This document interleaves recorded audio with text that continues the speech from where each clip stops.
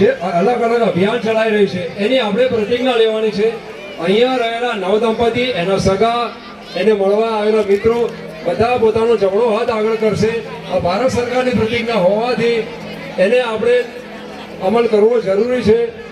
તો એક પ્રેસ મીડિયાના પ્રતિનિધિ તરીકે હું તમને શપથવિધિ માટે વિનંતી કરું છું.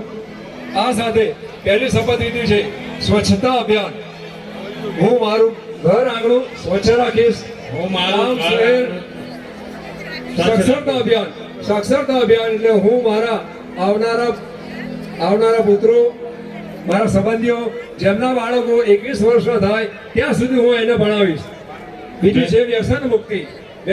દારૂ, ગુટખા, તમાકુ જેમ વ્યસન છે એ વ્યસન હું છોડી દઈશ.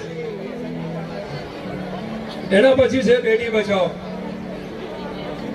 નવ દંપતીએ લગ્ન કર્યા પણ લગ્ન પછી એમનું જે બાળક આવે એનું ઘર પરીક્ષણ કરાવવું નહીં.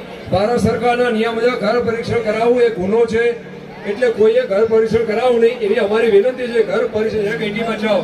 દીકરો હોય કે દીકરી એક જ સમાન છે. ભ્રૂણ હત્યા નહીં કરીએ. પાણી બચાવો. જળ એ જ જીવન છે, એટલે પાણીનો દુરુપયોગ ન થાય એનું આપણે ધ્યાન રાખીશું.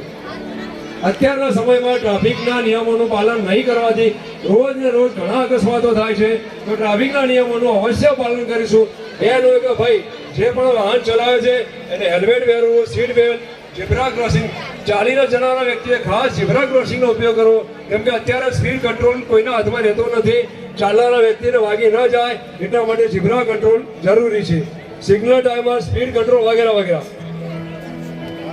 સ્વનિર્ભર ભારત આપણા પ્રધાનમંત્રી, જેમણે આપણને જણાવ્યું છે કે આપણે જે અહીંની વસ્તુઓ છે ભારત દેશની એનો ઉપયોગ કરીશું, વિદેશી વસ્તુઓનો ઉપયોગ ઓછો કરી સ્વનિર્ભર ભારત બનાવવામાં આપણો સહકાર આપીશું.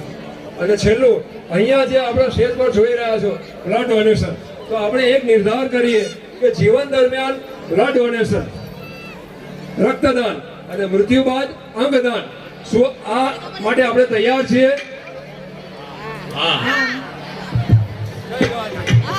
બોલે ભારત માતા કી